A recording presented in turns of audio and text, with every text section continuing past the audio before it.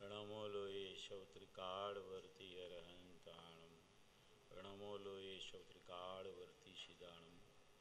रणमो लोये शौत्रिकाळवर्ती आयर्याणम। रणमो लोये शौत्रिकाळवर्ती उवज्जाणम। रणमो लोये शौत्रिकाळवर्ती शवशावणम। ओंकार बिंदु संयुक्तम नित्यम ध्यायन्ति योगिनः। कामदं मोक्षदं चैव ओंकाराय नमो नमः। मंगलम भगवान वीरो मंगलम गौतमो गणी। मंगलम कुंदकुंदार्यो जैन धर्मोस्तु मंगलम। सर्वमंगलमांगल्यम सर्वकल्याणकारकम। प्रधानम सर्वधर्माणं जैनम जयतु शासनम। नमः शमैशाराय स्वानुभूत्या चकाशते। चित्स्वभावाय भावाय सर्वभावांतरच्छिदे। एगो में शाश्वतो अप्पा ज्ञान दर्शन लखणो। शेषा में बाहिरा भावा सवे संयोग लखणा। मारो सुशाश्वत एक दर्शन ज्ञान लक्षण जीव छे। बाकी बधा संयोग लक्षण भाव मुझती बाह्य छे। हूँ एक शुद्ध सदा रूपी ज्ञान दर्शन मय करे। कई अन्य ते मारू जरी परमाणु मात्र नहीं अरे। जे जाणतो अरंत ने गुणद्रव्य ने पर्यायपणे। ते जीव जाने आत्म ने तशु मोह पामे लय करे। નથી અપ્રમત કે પ્રમત નથી જે એક જ્ઞાયક ભાવ છે। એ રીત શુદ્ધ કથાય ને જે જ્ઞાત તે તો તે જ છે। જેમ નેત્ર તેમજ જ્ઞાન નથી કારક નથી ભેદ કરે। જાણે જ કર્મો દય નિર્જરા બંધ તેમજ મોક્ષ ને। ધ્રુવ અચલ ને અનુપમ ગતિ પામેલ સર્વે સિદ્ધ ને। વંદી કહું સુત કેવડી કથિતા સમય પ્રાવૃત હો। તું સ્થાપ નિજ ને મોક્ષ પંથે। ધ્યા અનુભવ તેહ ને। તેમાં જ નિત્ય વિહાર કર। નહીં વિહર પર દ્રવ્યો વિશે। ઓમ શ્રી નમઃ શિદેવ્ય નમઃ શિદેવ્ય નમઃ શિદેવ્ય।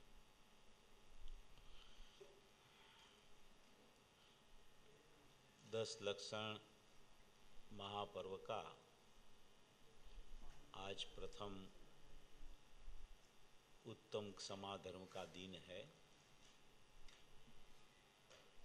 अपन पहले उस पर थोड़ा कुछ गुरुदेव श्री का यहाँ प्रवचन है, उसमें से उत्तम क्षमा धर्म के लिए थोड़ी बात करेंगे।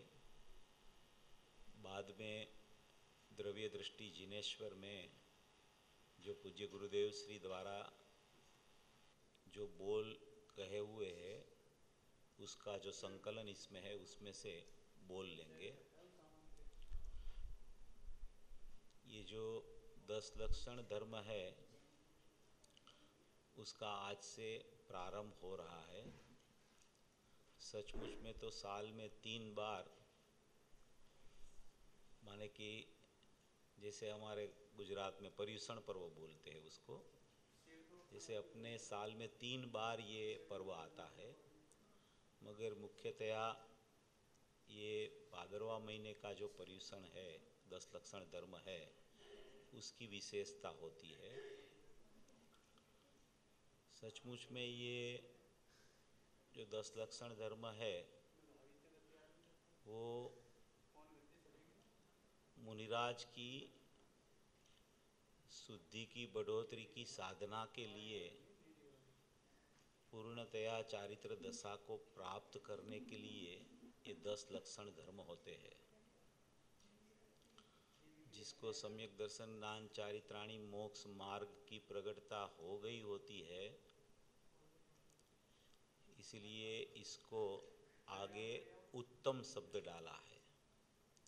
ये तत्वार सूत्र का 9वां अध्याय है, उसमें 6ठा श्लोक है, उसमें ये व्याख्या दी गई हुई है। सूत्र 6 में उत्तम क्षमा मार्दवार्जव सोच सत्य संयम तपस्त्यागी आकिंचन्य ब्रह्मचर्याणि धर्म। तो ये उत्तम शब्द जो आगे डाला है वो सम्यक दर्शन का प्रतीक है।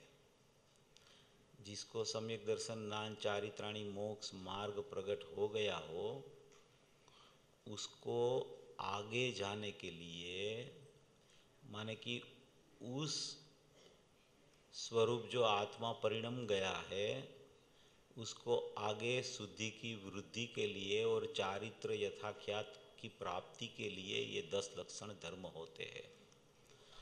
सचमुच में ये 10 धर्म मुनिराज को होते हैं, मगर उसकी नीचे की अवस्था में श्रावकों को, सम्यक दृष्टियों को, और जिसको सम्यक दर्शन की प्राप्ति करनी हो अपने आत्मा के आश्रय से, उसको भी ये पर्व की महत्वता समझ के उसमें धर्म की आराधना करने के लिए ये पर्व आते हैं।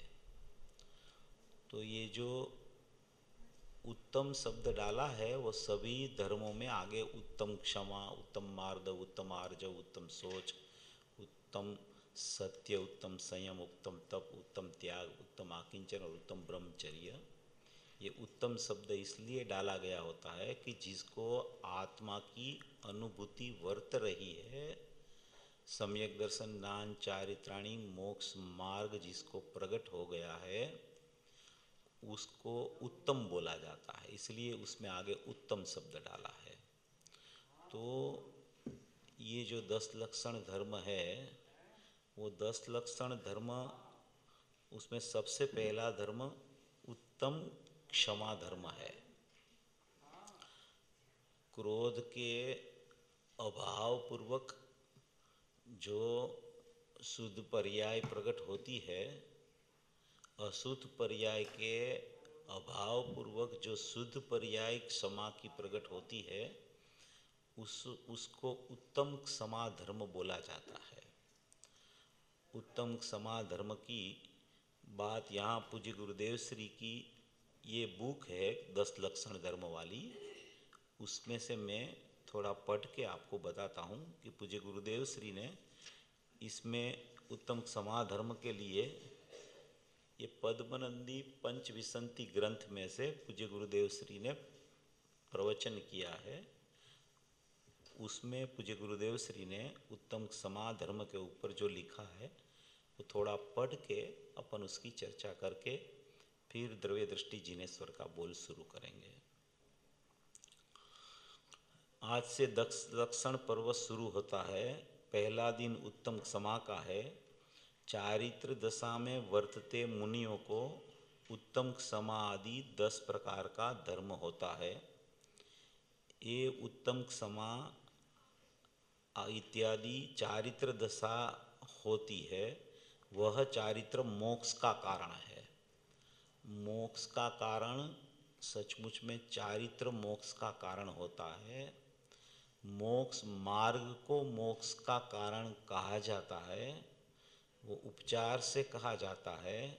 सचमुच में चारित्र ही मोक्ष का कारण कहा जाता है। सम्यक दर्शन और सम्यक ज्ञान वो चारित्र का कारण है, और चारित्र है वो मोक्ष का कारण है। सम्यक दर्शन ज्ञान को मोक्ष मार्ग कहना वो उपचार है। उपचार क्यों है कि सचमुच में चारित्र होता है, उसके बाद में ही मोक्ष होता है। सम्यक दर्शन और सम्यक ज्ञान प्रथम भूमिका में हो जाता है, उससे आगे बढ़ते बढ़ते सब जब चारित्र दशा आती है, यथाख्यात चारित्र रूप जीव परिणमता है, बाद में उसको केवल ज्ञान होके मोक्ष की उत्पत्ति होती है। इसलिए वास्तव में चारित्र को ही मोक्ष का कारण कहा जाता है। चारित्र माने क्या कि चारित्र में, चारित्र की व्याख्या ऐसी है कि स्वरूप में लीनता करना, स्वरूप का अवलंबन लेना, स्वरूप में जम जाना, स्वरूप में लीनता करना। जो अपना शुद्धात्मा है, जो अपना मूल तत्व है, जो अपना एक रूप तत्व है, अपना ज्ञायक भाव है, अपना त्रिकाणी तत्व है, अपना जो भूतार स्वभावी आत्मा है कि जो प्रमत अप्रमत से रहित है, ऐसा जो अपना ज्ञायक भाव है, अपना ज्ञानमय आत्मा है, अपना अभेद अखंड परम पारिणामिक भाव लक्षण वाला जो अपना आत्मा है, उसकी लीनता, उसको सचमुच में चारित्र बोला जाता है। चारित्र स्वरूपाचरण चारित्र तो चतुर्थ गुणस्थान में होता है, फिर आगे बढ़ते बढ़ते संयम रूप चारित्र आता है, फिर यथाख्यात चारित्र आता है और फिर अव्याबाद चारित्र आखिरी में आता है। ऐसे क्रमशः चारित्र की व्यवस्था है। पर मूल में यहाँ जो बात कहना चाहते हैं उसमें चारित्र से ही मोक्ष होता है, माने कि चारित्र के बिना मोक्ष की उत्पत्ति नहीं होती है। इसलिए चारित्र को कारण कह के मोक्ष का पूर्व पर्याय में चारित्र होता है और वो चारित्र विलीन हो जाता है, बाद में मोक्ष की उत्पत्ति होती है। इसलिए यहाँ सम्यक दर्शन ज्ञान को चारित्र का कारण कहा और चारित्र को मोक्ष का कारण कहा गया है। जिसको सम्यक दर्शन ज्ञान हो उसे सम्यक चारित्र अल्प काल में अवश्य प्रगटता है। इसीलिए सम्यक दर्शन होते ही मोक्ष मार्ग कह दिया है। सम्यक दर्शन की प्राप्ति जिस जीव को होती है, सम्यक दर्शन किसे कहते हैं कि अपना शुद्धात्मा की प्रतीति करना, अपनी शुद्धात्मा का विश्वास करना, अपने शुद्धात्मा में अहम करना कि यही मैं हूँ, उसको सम्यक दर्शन कहा जाता है। ऐसा सम्यक दर्शन होते ही मोक्ष मार्ग शुरू हो जाता है, क्योंकि सम्यक दर्शन के टाइम में, सम्यक दर्शन के काल में अपने शुद्धात्मा में अहम होता है, तो शुद्धात्मा और सम्यक दर्शन की पर्याय वो दोनों कथनचित अभेद हो जाती है, तो उसमें भेद भाषित नहीं होता है। तो सम्यक दर्शन को भी 14वीं गाथा समयसार में आत्मा कहा है। आत्मा का अवलंबन लेने वाली पर्याय को भी आत्मा कहा जाता है। इसलिए सम्यक दर्शन होते ही मोक्ष मार्ग शुरू हो जाता है और वो सम्यक दर्शन और सम्यक ज्ञान, जब सम्यक दर्शन की प्राप्ति होती है उसी समय सम्यक ज्ञान की उत्पत्ति होती है।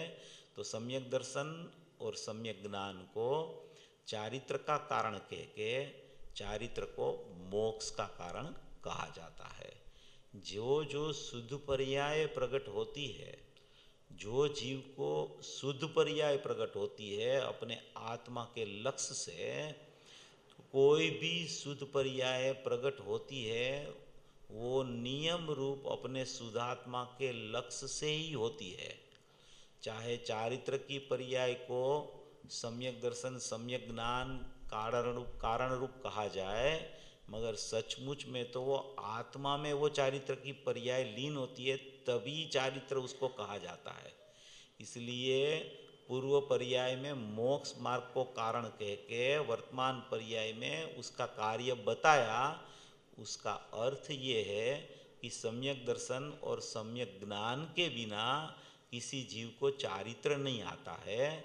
इसीलिए सम्यक दर्शन और सम्यक ज्ञान को कारण और सम्यक चारित्र, सम्यक दर्शन, सम्यक ज्ञान का कारण से उत्पन्न होता है, ऐसा कहने में आता है। इसलिए कहा है कि सम्यक दर्शन होते ही मोक्ष मार्ग कह दिया, मगर मोक्ष के लिए साक्षात कारण तो वितरागी चारित्र दशा है। मोक्ष का साक्षात कारण तो वितरागी चारित्र दशा को ही कहा जाता है।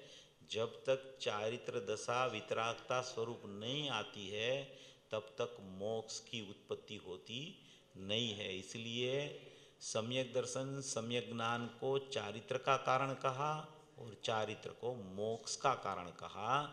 अभी सम्यक दर्शन, सम्यक ज्ञान और वितरागी चारित्र रूप दशा और मोक्ष की दशा, ये सभी पर्याय हैं और ये सभी पर्यायों का आश्रयभूत तत्व, अवलंबनभूत तत्व वो एकमात्र शुद्धात्मा है, मात्र एक ज्ञायक भाव है, भूतार्थ स्वभावी आत्मा है, अपरिणामी तत्व है, एक रूप तत्व है, अखंड तत्व है।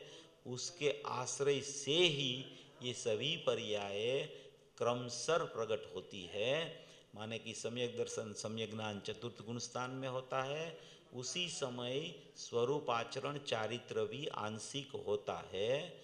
सर्वगुणों की सर्व पर्याय आंशिक शुद्धता रूप परिणमती है और आगे बढ़ते बढ़ते सम्यक दर्शन, सम्यक ज्ञान, सम्यक चारित्राणी मोक्ष मार्ग के बाद में वितरागी चारित्र दशा आती है। उसके बाद में मोक्ष की प्राप्ति जीव को होती है। ऐसा यहाँ उत्तम क्षमा धर्म में क्रोध के अभाव स्वरूप क्षमा का स्वरूप क्या है, ऐसा पूज्य गुरुदेव श्री ने ये प्रवचन में लिया है।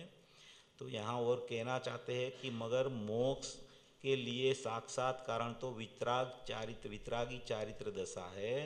वो चारित्र दशा का उत्तम क्षमा वगैरह इत्यादि 10 प्रकार है। ये उत्तम क्षमा इत्यादि 10 प्रकार का धर्म की आराधना का पर्व आज से शुरू होता है। माने कि 10 लक्षण पर्व उसको कहा जाता है कि धर्म की आराधना का मंगलमय महोत्सव। उसकी शुरुआत आज 10 लक्षण धर्म की उत्तम क्षमा धर्म से होती है। ये जो 10 धर्म बताए जाते हैं न, वो कोई क्रम से एक दिन ये धर्म, दूसरे दिन ये धर्म, तीसरे दिन ये धर्म ऐसे नहीं होते हैं।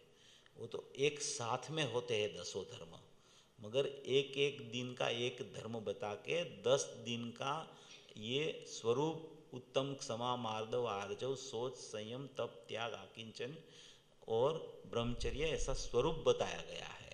बाकी वो तो एक साथ में ही उसकी वितरागता की परिणति चलती है और उसमें बार बार सदुपयोग आता है।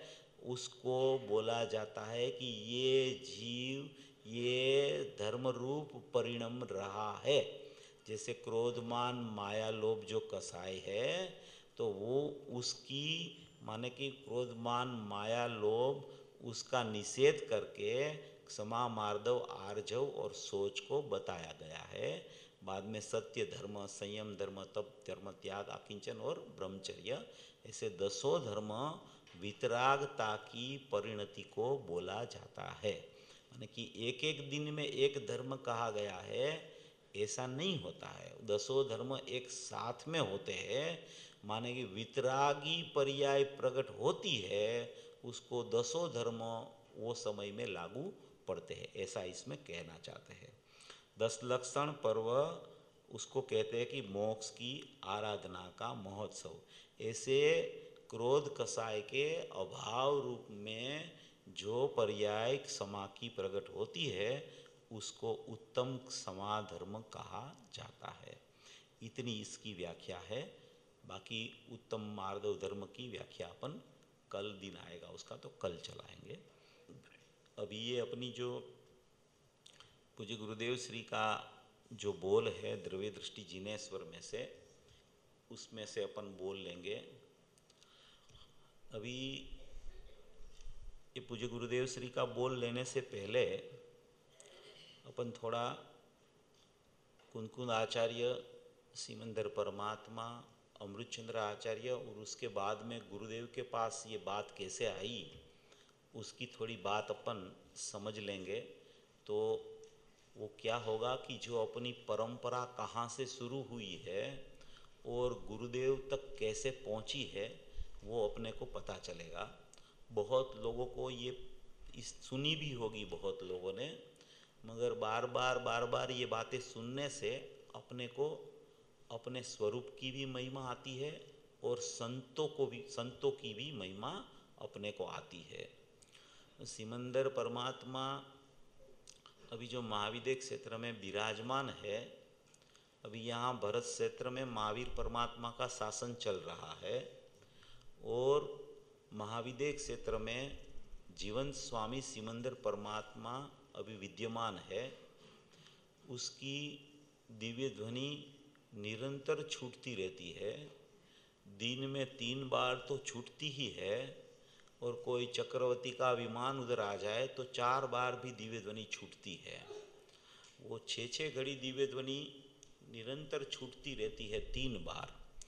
ऐसी सिमंदर परमात्मा की जो दिव्य ध्वनि छूटती है वो कुनकुन आचार्य देव जब 2000 साल पहले यहाँ भरत क्षेत्र में विचरते थे तो उनको सिमंदर परमात्मा का विरह लगने लगा।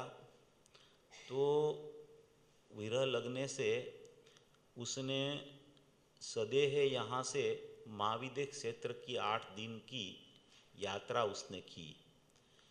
कोई उसके देव मित्र थे वो ले गए, ऐसी भी एक बात आती है, और एक उसके पास ऐसी लब्धियाँ थी यहाँ से जाने की, ऐसी भी 2 बातें इसमें आती है।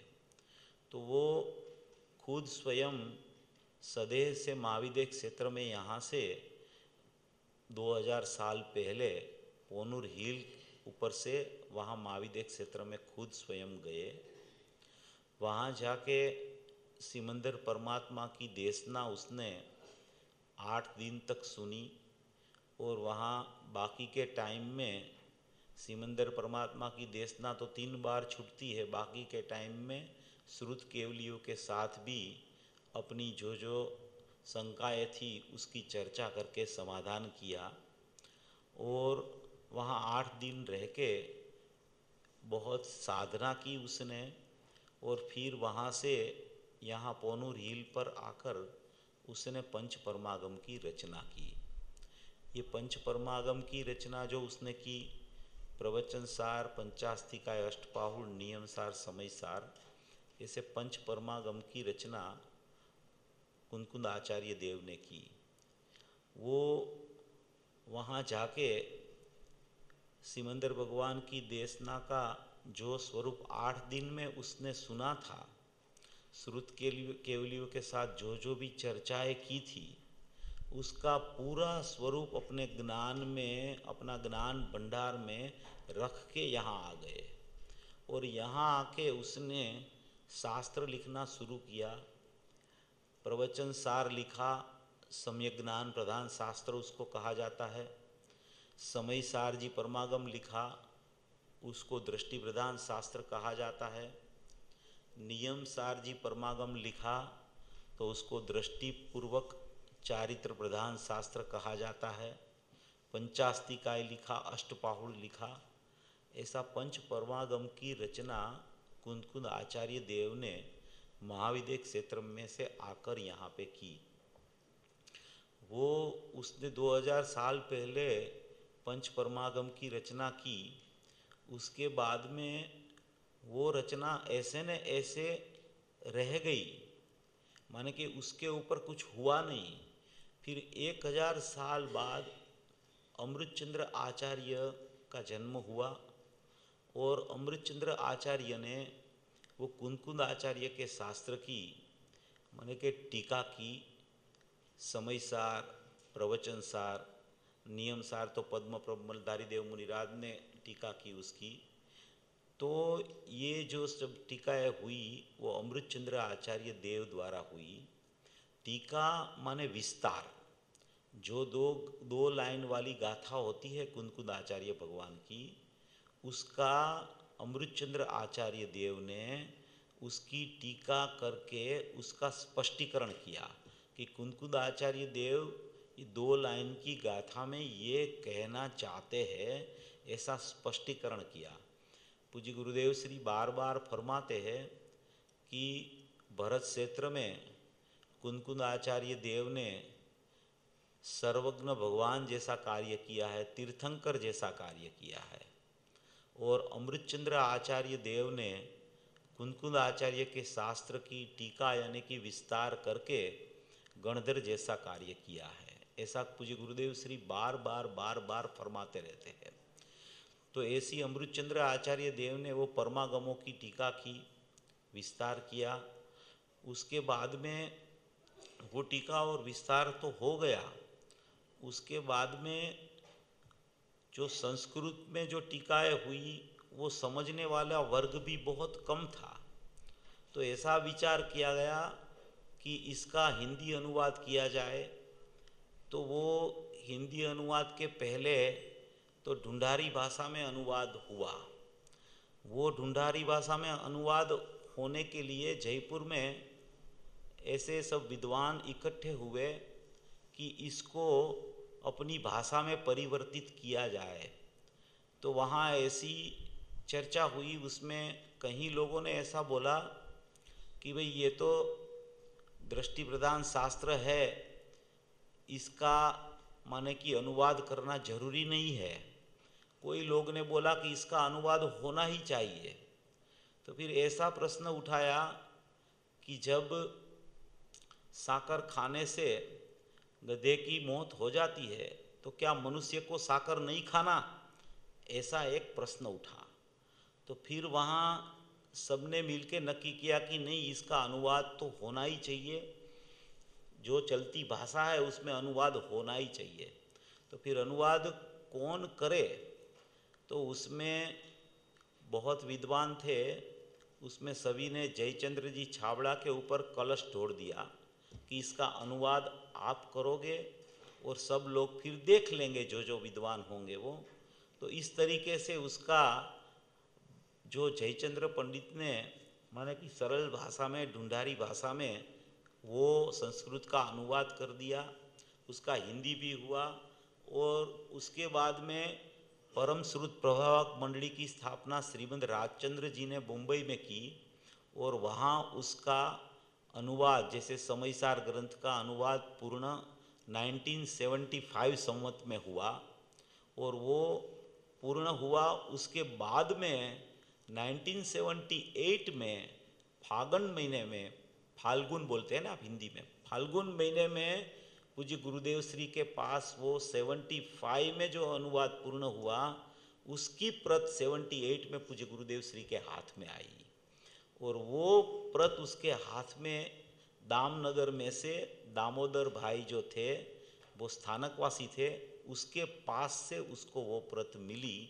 और गुरुदेव को वो प्रत मिलते ही उसके स्वर, उसका जो शब्द निकल पड़ा, उसकी बात निकली कि ये अशरीरी होने का शास्त्र है।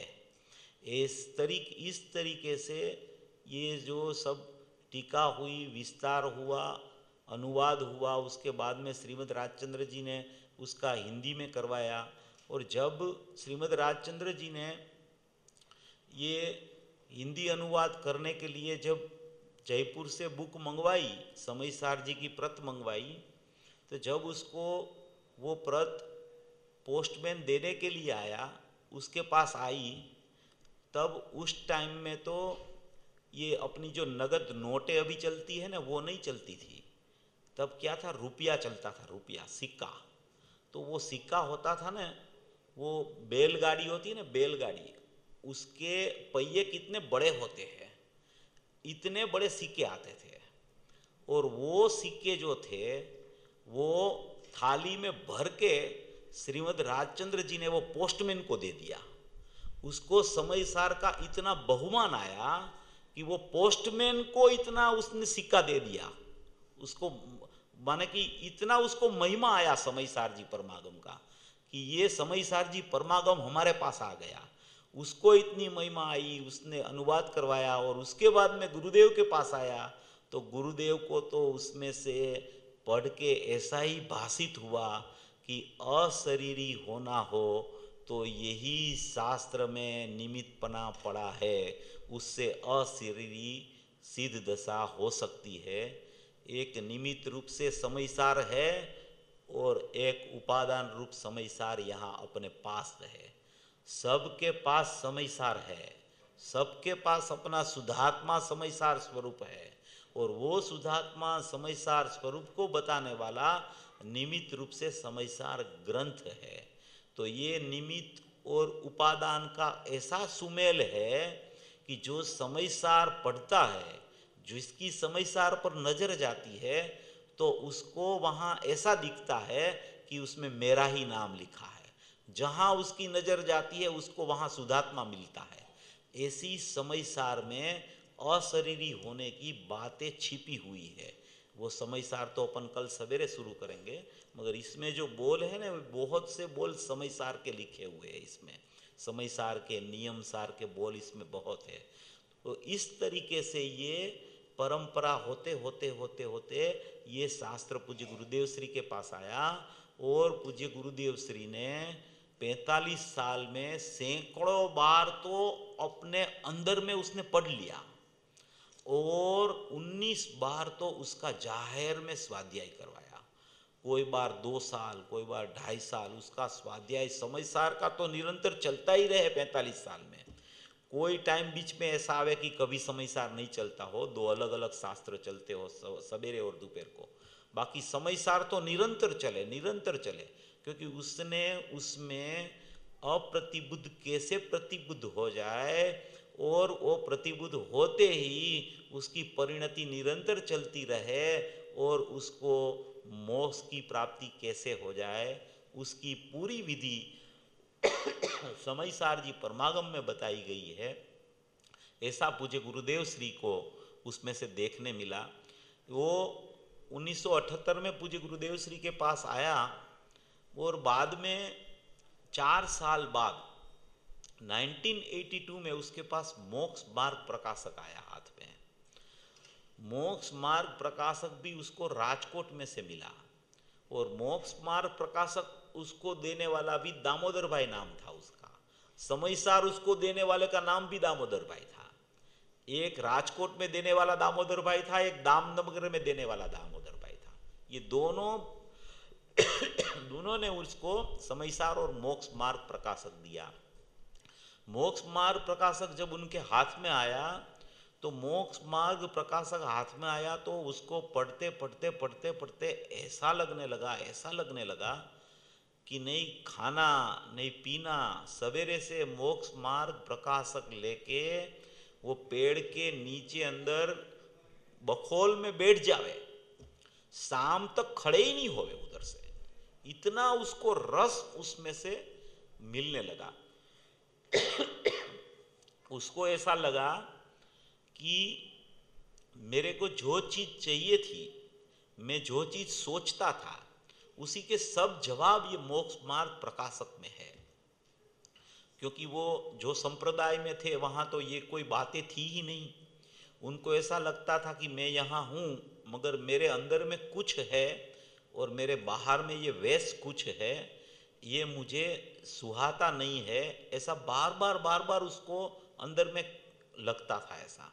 और वो मोक्ष मार्ग प्रकाशक हाथ में आया, उसका जब उसने स्वाध्याय चालू किया तो पूरा दिन वही स्वाध्याय करे, शाम को सवेरे वहाँ से वो छाछ लेके चले जाए और शाम को 5 बजे वो छाछ पी के चौवियार करके फिर मोक्ष मार्ग प्रकाशक पढ़े और फिर 6 साढ़े 6 बजे वापिस आवे। इतना उसको रस चलने लगा उसमें मोक्ष मार्ग प्रकाशक में। तो 78 में समयसार हाथ में आया, 82 में उसके पास मोक्ष मार्ग प्रकाशक आया। बाद में और उसको ऐसा महसूस होने लगा कि अभी यही मार्ग सत्य है, हम जो मार्ग में है वो मार्ग सत्य नहीं है। और उसके लिए भी उसने 13 साल तक गुप्त वास में रहकर स्वाध्याय किया। सभी दिगंबर शास्त्र एक के बाद एक पढ़ने लगे और उसको 13 साल तक उसने ज्ञान की परिपक्वता कर ली। समयसार हाथ में आते हुए ही उसको तो पता चल गया था कि मेरा शुद्ध स्वरूप ऐसा है और उसकी अनुभूति ऐसे होती है, ऐसा तो उसको पता चल गया। उसको उसका कार्य की संपन्नता इसी से ही होगी ऐसा मालूम पड़ गया। फिर भी परिवर्तन के लिए उसने 13 साल निकाल दिए। क्यों 13 साल निकाल दिए? 13 साल में उसने बहुत से शास्त्रों का गहन अभ्यास किया, दिगंबर शास्त्रों का इतना गहन अभ्यास किया क्योंकि उसको पता था कि जब मैं परिवर्तन करूँगा तब स्वमत और परमत में से सब जगह से मेरे पास बहुत प्रश्न आएंगे। माने कि दिगंबरों में से भी प्रश्न आएंगे और श्वेतांबर और सानकवासी संप्रदाय में से भी बहुत प्रश्न आएंगे, और जितने प्रश्न आएंगे वो इसकी दिगंबर धर्म की सत्यता रूप उसका उत्तर मेरा होगा, तभी ये सत्यता कायम बनी रहेगी, ऐसा उसको अंदर में भाषित होता था। इसलिए उसने 13 साल तक गुप्त स्वाध्याय किया। वो समयसार, प्रवचन सार, सब शास्त्र उसको मिलने लगे एक के बाद एक, पंचाश निकाय वो सब मिलने लगे। स्वाध्याय उसका उसी पर फिर 13 साल तक चलता रहा।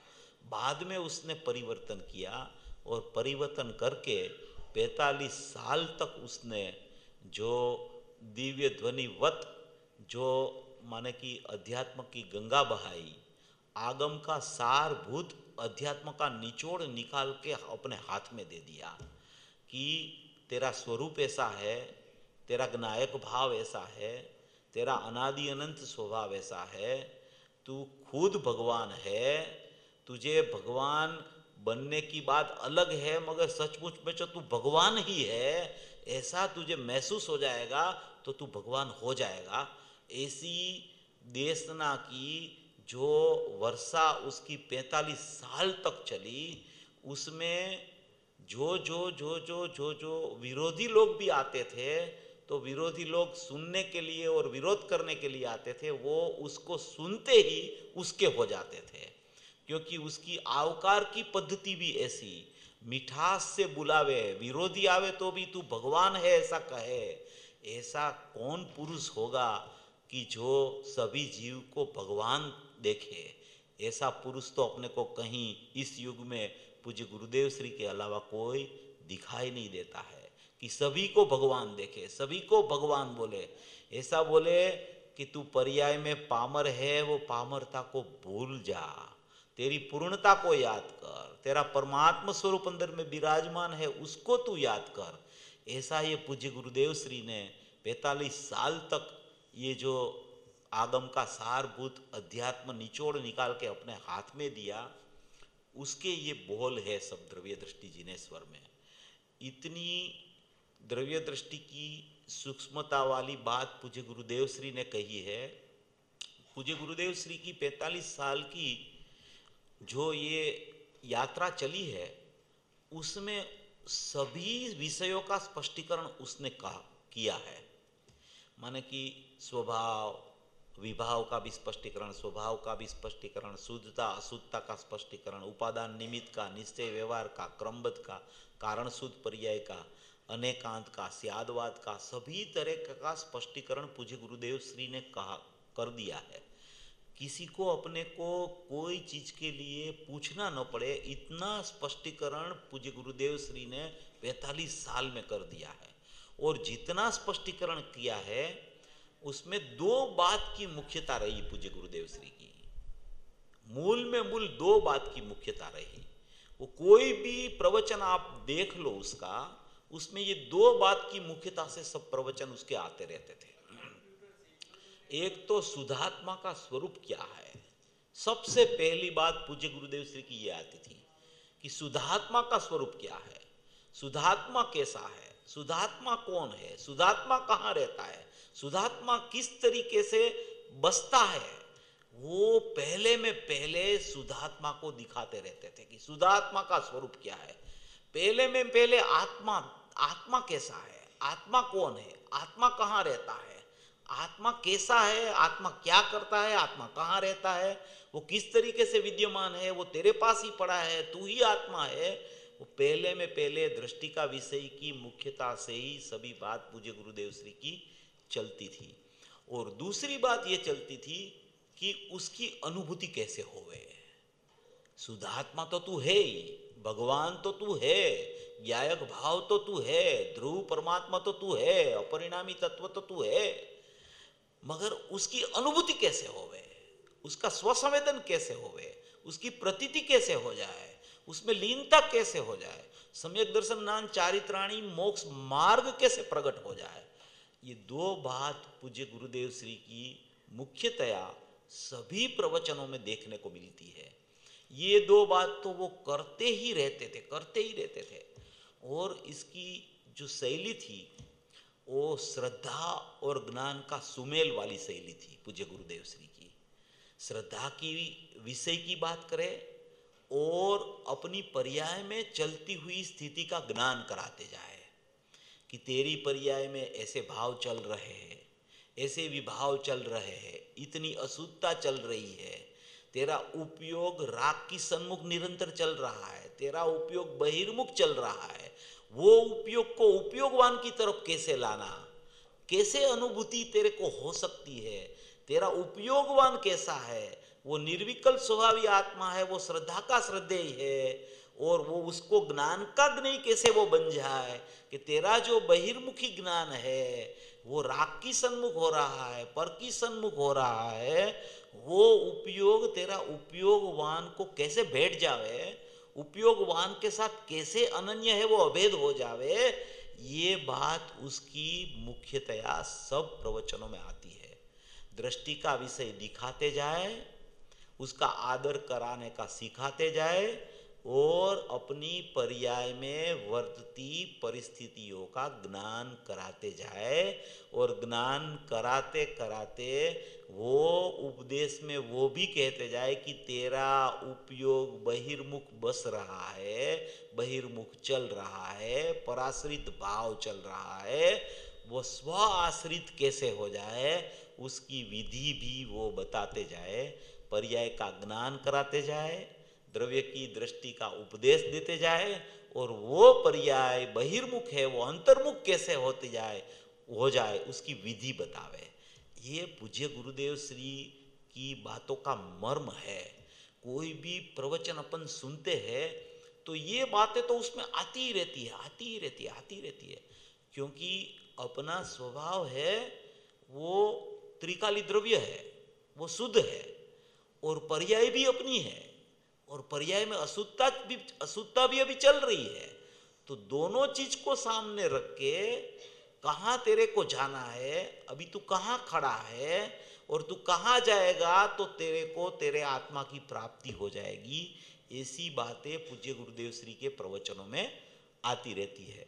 तो अपन उसको जो अपेक्षा से जो बात पूज्य गुरुदेव श्री कहते हैं उस अपेक्षा से अपन को समझने में अगर वो बात आ जाए तो सचमुच में पूज्य गुरुदेव श्री की बात इतनी सरल है, इतनी सरल है कि जीव को 1 रुपया की कमाई करनी हो न तो इतनी कठिनता है, उससे सरलतम चीज आत्मा की अनुभूति है, उससे भी सरलतम चीज है। क्यों ऐसा है कि उसमें कमाई करने में तो पराधीनता है और ये अनुभूति करने में स्वाधीनता है, क्योंकि वो सब अपने पास है, किसी के पास लेने नहीं जाना पड़ता, अपना आत्मा अपने पास है, अपनी पर्याय अपने पास है, वो पर्याय में आत्मा हूं इतना समझ ले तो अनुभूति तुरंत हो जाती है।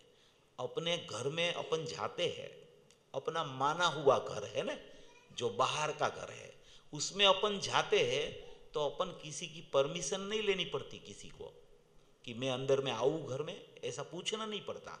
ऐसे ये अपना चैतन्य घर है, अपना ज्ञायक घर है, नित्य घर है, अविनाशी घर है, शाश्वत घर है, अनादि अनंत घर है, ध्रुव घर है, अपना शुद्ध आत्मा स्वयं है। उसमें जाने में कितनी देर लगे, किसको पूछना पड़े, क्योंकि पर्याय भी अपनी, द्रव्य भी मैं स्वयं, तो वो तो सब मेरा ही मेरा है। तो उसमें कहाँ उसको देर लगे, कहाँ उसको पराधीनता हो जाए, क्यों उसको ये कार्य नहीं होवे, तो कि तुरंत में हो सकता है।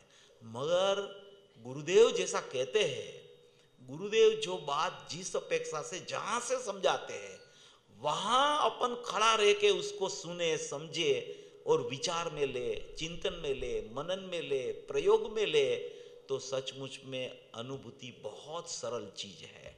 ऐसा पूज्य गुरुदेव श्री फरमाते हैं कि अनुभूति बहुत सरल है, मगर उसका अभिप्राय में जितनी जितनी जितनी जितनी जितनी गलतियां चलती है, वो अभिप्राय जब पलटता है तो उसी समय आत्मा उसके ख्याल में आ जाता है। ऐसी बातें पूज्य गुरुदेव श्री ने ठेर ठेर ठेर बहुत जगह पे की है, मगर उसका मर्म अपने को समझना पड़ेगा। देखो, शास्त्र में मार्ग बताया गया है, मगर उसका मर्म है न ज्ञानी के हृदय में होता है।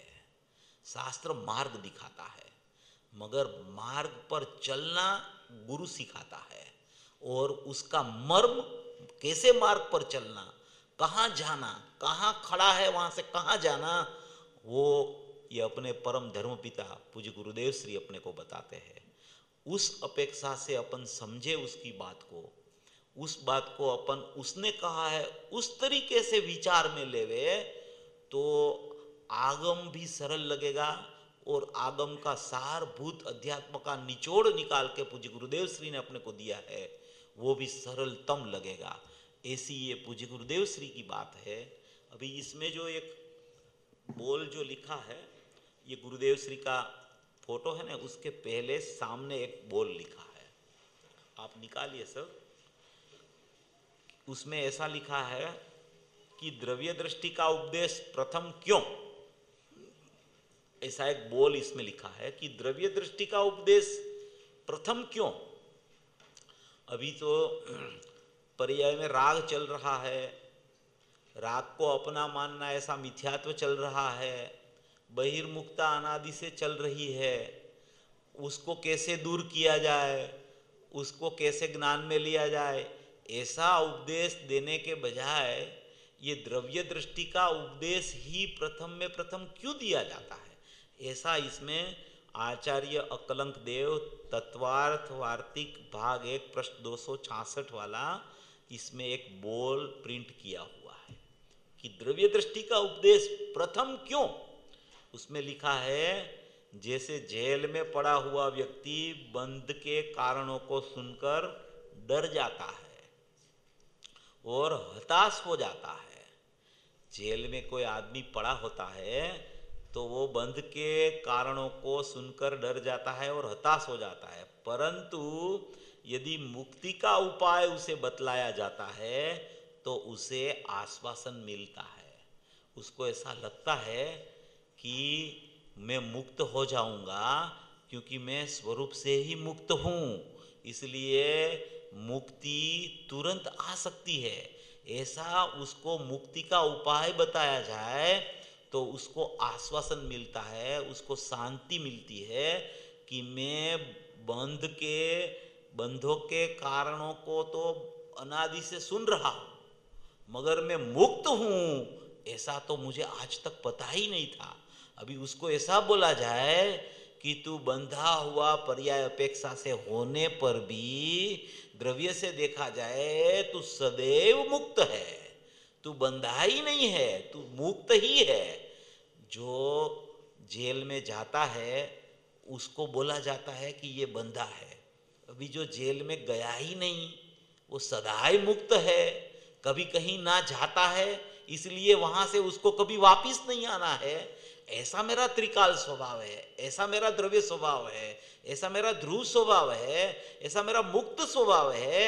ऐसा जीव को बतलाया जाए तो बंध के समय भी, बंधा हुआ होने पर भी उसको एक अंदर से ऐसी किरण फूटने लगती है कि मैं तो मुक्त स्वभावी हूँ, मैं तो मुक्त हूँ, मैं तो मुक्त हूँ, मैं बंधा हुआ नहीं हूँ, ऐसा बोलते हैं इसमें।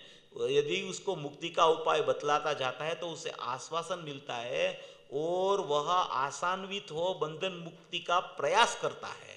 वो ऐसा आसान्वित हो जाता है कि बंधा हुआ होने पर भी मुक्ति का प्रयास, अगर द्रव्य दृष्टि का उपदेश उसे मिले तो उसको सहजता से उसको मुक्ति का प्रयास चलने लगता है।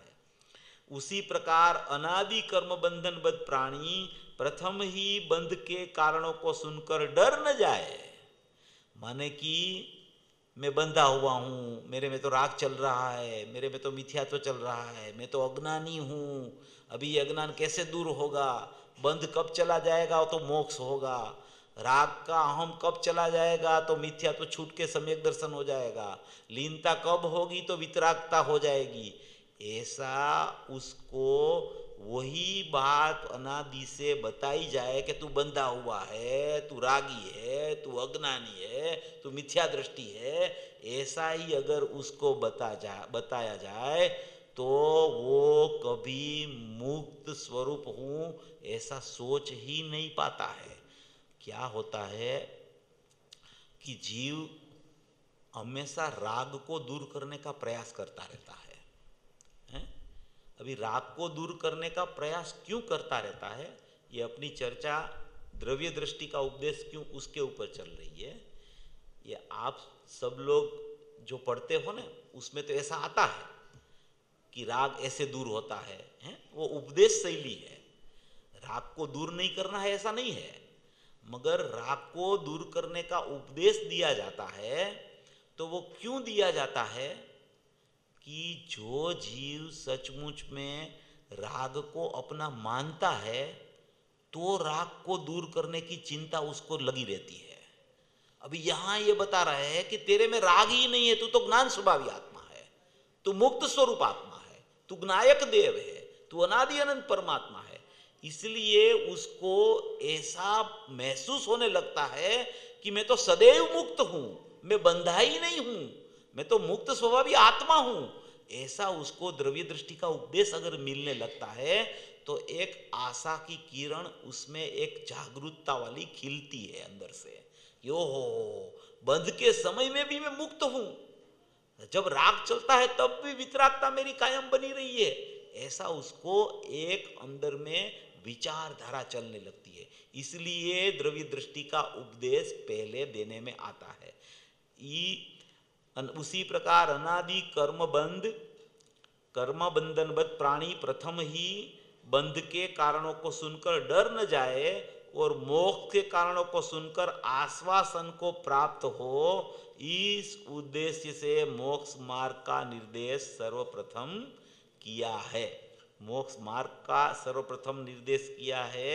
उसका मतलब ये है कि मोक्ष मार्ग प्रकट कैसे हुए कि मैं शुद्धात्मा हूं, ऐसा अहम करे तो मोक्ष मार्ग की प्राप्ति होती है। इसलिए द्रव्य दृष्टि का उपदेश प्रथम में प्रथम दिया जाता है। उसका कारण ये है कि पर्याय और द्रव्य दोनों प्रमाण अपेक्षा से जीव द्रव्य का स्वभाव होने पर भी दोनों अपने अपने स्वभाव से पृथक पृथक है। एक का स्वभाव है निरंतर टिकना और एक का स्वभाव है निरंतर पलटना। तो पलटने वाली चीज और निरंतर रहने वाली चीज दोनों का भाव की पृथकता है।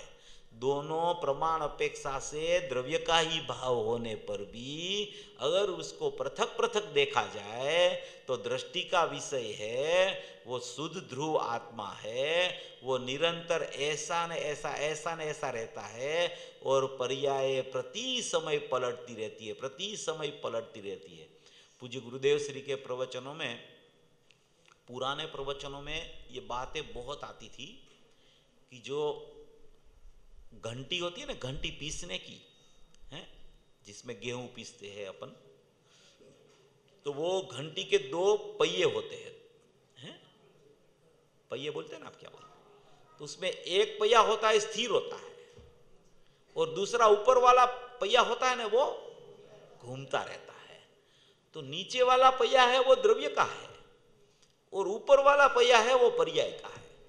अभी पर्याय का पहिया कितना भी घूमे वो द्रव्य का पहिया तो स्थिर रहता है। वो घूमे कि वो ऊपर वाला स्थिर भी हो जाए मगर उसको कुछ उसमें होता नहीं है, वो ऐसा न ऐसा ऐसा न ऐसा ऐसा न ऐसा रहता है। उसको बोला जाता है दृष्टि का विषय, उसको बोला जाता है त्रिकाली द्रव्य। और जो पलटता है वो पलटता है, वो पर्याय का स्वभाव है। पर्याय का स्वभाव ही प्रति समय पलटना है और द्रव्य का स्वभाव ही निरंतर ध्रुव रहना है, नहीं पलटना, कभी नहीं पलटना, वो ध्रुव का स्वभाव है। और उसी समय उसके साथ में रहने वाली पर्याय है, उसका स्वभाव ही ऐसा है कि वो प्रति समय पलटती रहती है। ये द्रव्य का स्वभाव नहीं पलटना, निरंतर टिकना, और पर्याय का स्वभाव प्रति समय पलटना। अभी पलटने में मोहराग द्वेष है कि पलटने में सम्यक दर्शनान चारित्राणी मोक्ष मार्ग है, वो अलग बात है, मगर उसका स्वभाव कैसा है?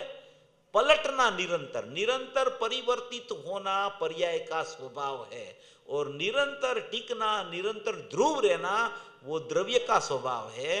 एक द्रव्य है वो उसके ही दो स्वभाव है, द्रव्य स्वभाव और पर्याय स्वभाव। एक द्रव्य के दो स्वभाव है। जैसे एक सिक्के की दो बाजू है, एक सामान्य पड़खा है, एक विशेष पड़खा है।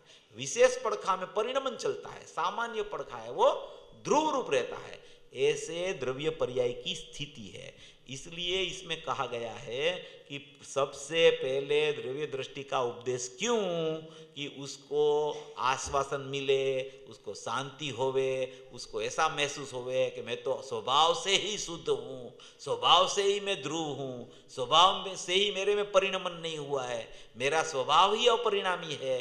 ऐसा उसको अगर पता चल जाए तो उसको परिणमन की चिंता से मुक्ति होती है, वो परिणमन शुद्धात्मा हूँ ऐसे परिणम जाता है, ऐसा इसमें कहना चाहते हैं। और उसके नीचे जो एक बोल है वो अपन पढ़ के आज का विषय अपन समाप्त करेंगे। प्रत्येक जीव भगवान स्वरूप है। प्रत्येक जीव कैसा है? प्रत्येक जीव भगवान स्वरूप है। भगवान स्वरूप माने मैं स्वयं भगवान ही हूं, मैं स्वयं भगवान ही हूं, भगवान स्वरूप ही हूं, मैं खुद भगवान हूं। इसमें लिखा है इस सत्य को प्रकाशित करते हुए असत्य के आग्रह वालों को दुख होगा, किंतु भाई क्या किया जावे, हमारा उदय ऐसा है कि सत्य बात को प्रकट करना पड़े। ये पूज्य गुरुदेव श्री फरमाते हैं कि हमारा उदय ही ऐसा है कि सत्य बात को ही प्रकट करना पड़े। इससे विरुद्ध श्रद्धा वालों को दुख हो तो मुझे क्षमा करना भाई। गुरुदेव श्री ऐसा बोलते हैं कि इससे विरुद्ध श्रद्धा वाले को दुख अगर होवे तो मुझे क्षमा कर देना भाई, ऐसा बोलते हैं पूज्य गुरुदेव श्री है ना। ये 10 लक्षण धर्म पूरे होते थे ना तो क्षमावाणी के दिन वो सब दूर दूर गांव से सोनगढ़ सब लोग आते थे क्षमावाणी के दिन। बहुत लोग तो 10 लक्षण धर्म पे ही आ जाते थे 10 दिन। और क्षमावाणी के दिन जब लोग आते थे ना तो पूज्य गुरुदेव श्री एक बात किया करते थे कि कोई जीव को हमारे से पर्याय दृष्टि से किसी जीव को हमसे देखा गया हो तो हम उसको उसकी क्षमा मांगते हैं। पूज्य गुरुदेव श्री सम्यक दृष्टि पुरुष, इतनी निर्माणता थी उसकी कि हमने किसी को भी पर्याय दृष्टि से देख लिया हो, हम देखते ही नहीं कभी, मगर किसी को देख लिया हो तो भी हम आज के दिन उसकी क्षमा मांगते हैं। ऐसे अपने धर्मपिता पूज्य गुरुदेव श्री थे। यहाँ भी वही फरमाते हैं कि इससे विरुद्ध श्रद्धा वालों को दुख हो तो मुझे क्षमा करना भाई। किसी जीव को दुख हो उसका अनुमोदन कैसे करें, किसी जीव को दुख होवे तो उसकी अनुमोदना हम कैसे कर सकते हैं। किसी को दुखी हम नहीं देख सकते हैं। मिथ्या श्रद्धा के 4 गतियों के दुख बहुत कठिन है, उन दुखों का अनुमोदन कैसे हो। अरे सर्वजीव भगवान स्वरूप है और वे पूर्णानंद रूप परिणमित होकर भगवान हो, कोई दुखी न रहो, ऐसी ज्ञानी की भावना सदाई रहती है कि सभी भगवान है, ऐसा मान ले तो भगवान हो जाएगा। इसलिए पूज्य गुरुदेव श्री बोलते थे बधा भगवान छो अने बधा भगवान थाओ।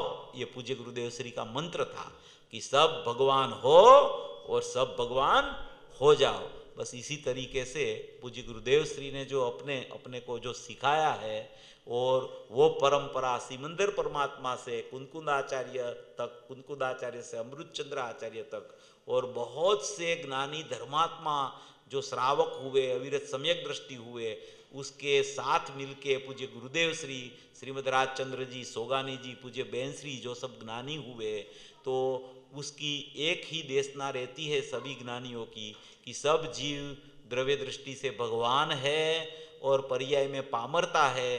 वो पर्याय में पामरता को देखना नहीं है, मैं परमात्मा स्वरूप हूँ, ऐसा जो निर्णय करता है, ऐसा जो नक्की कर लेता है, उसको ऐसा अनुभव हुए बिना रहता नहीं। इसलिए ये पूज्य गुरुदेव श्री ने जो सब चीज़ों का जो बातों का, ग्रंथों का अर्थ करके अपने को समझाया है कि तू भगवान है और तुझे भगवान होना नहीं है, तू भगवान है तो तू भगवान हो ही जाएगा। ऐसी द्रव्य दृष्टि की बात पूज्य गुरुदेव श्री ने 45 साल तक की है। वही बात सुन के समझ के सभी भव्य जीवों मोक्ष मार्ग पर प्रयाण करके मोक्ष लक्ष्मी को वरे, ऐसी मंगल भावना।